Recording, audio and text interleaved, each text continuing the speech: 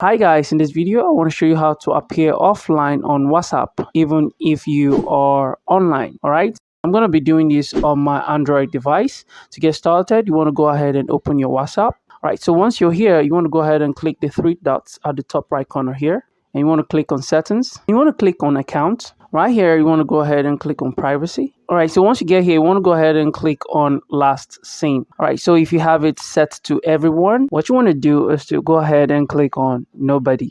The second thing is to click on status. And here you want to go ahead and click on this one, only share with. Right here, you want to go ahead and choose the people you want to share your online status with. So if I want this person to know if I am online, I'm going to go ahead and choose this person. I'm going to go ahead and choose Barrister James and Beloved Olocha.